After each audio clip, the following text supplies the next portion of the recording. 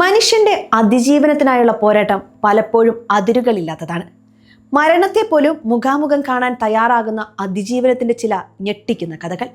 അഫ്ഗാനിസ്ഥാനിൽ നിന്ന് അടുത്തിടെ പുറത്തു വന്ന ഒരു വാർത്ത ലോകത്തെ വീണ്ടും ചിന്തിപ്പിക്കുകയാണ്. ഒരു 13 വയസ്സുകാരന്റെ സാഹസികമായ യാത്രയുടെ കഥയാണ് മനുഷ്യ മനസാക്ഷിയെ ഞെട്ടിച്ചത്. എങ്ങനെയാണ് ഒരു ചെറിയ കുട്ടിക്ക് ഇത്രയും ദൂരം യാത്ര ചെയ്യാൻ സാധിച്ചതെന്ന ചോദ്യം ഇപ്പോഴും അത്ഭുതപ്പെടുത്തുന്നതാണ്.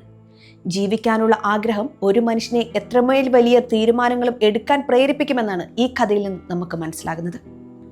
കാബൂളിൽ നിന്ന് ഡൽഹിയിലേക്ക് വന്ന ഒരു വിമാനം, കാം എയർലൈൻസിന്റെ RQ4401.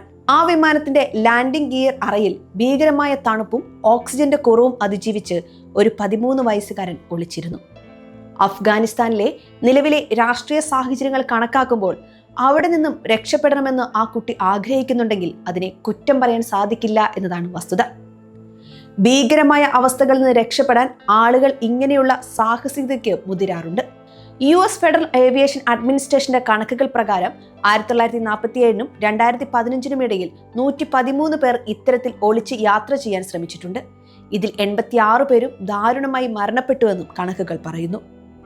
ഈ മരണങ്ങൾക്ക് പിന്നിൽ പല കാരണങ്ങളുണ്ട്.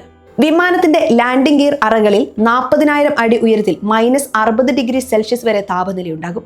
ഒപ്പം ഓക്സിജന്റെ അളവ് വളരെ കുറവായിരിക്കും. തണുത്തുറഞ്ഞതോ ഓക്സിജൻ കിട്ടാതെയോ ആളുകൾ മരിക്കും. കൂടാതെ ടേക്ക് ഓഫ് ലാൻഡിംഗ് സമയങ്ങളിലെ അപകടങ്ങളും മരണകാരണമാണ്. ഈ കൂട്ടത്തിൽ നിന്നും രക്ഷപ്പെട്ട അപൂർവം ചിലരുണ്ട്. അതിലൊരാളാണ് പഞ്ചാബിൽ നിന്നുള്ള പ്രദീപ് സൈനി. സിഖ് വിഘടനവാദ ഗ്രൂപ്പിലെ അംഗമായിരുന്നു പ്രദീപ് സൈനിയും സഹോദരനും. ഇവർ ബ്രിട്ടീഷ് എയർവേസ് ബോയിങ് 747 വിമാനത്തിന്റെ ചക്രങ്ങളുടെ അറയിൽ ഒളിച്ചു കയറി ലണ്ടനിലേക്ക് രക്ഷപ്പെടാൻ ശ്രമിക്കുകയായിരുന്നുവെന്ന് സൈനി പറയുന്നു. 1996 ഒക്ടോബറിൽ താനും അനുജൻ വിജയും ചേർന്ന് ബ്രിട്ടീഷ് എയർവേസ് വിമാനത്തിൽ ലണ്ടനിലേക്ക് രക്ഷപ്പെടാൻ ശ്രമിച്ചു. 10 മണിക്കൂറോളം നീണ്ട ആ യാത്ര പ്രദീപ് അതിജീവിച്ചു. പക്ഷേ വിമാനം ലാൻഡ് ചെയ്യുന്ന സമയത്ത് 18 വയസ്സുകാരനായ വിജയ് താഴെ വീണ് മരിച്ചു. വർഷങ്ങൾക്ക് ശേഷം പ്രദീപ് ഇത് പറയുമ്പോൾ കണ്ണ് നിറഞ്ഞൊഴുകി.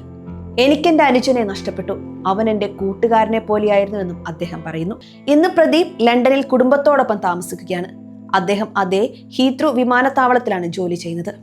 സാഹസികമായ ഒളിച്ചോട്ടങ്ങൾ പലപ്പോഴും ദാരുണമായ അവസാനങ്ങളിലേക്കാണ് നയിക്കുന്നത്. ജീവൻ രക്ഷിക്കാനുള്ള തീവ്രമായ ആഗ്രഹം ചിലപ്പോൾ ആ ജീവൻ തന്നെ ഇല്ലാതാക്കാൻ കാരണമാകും.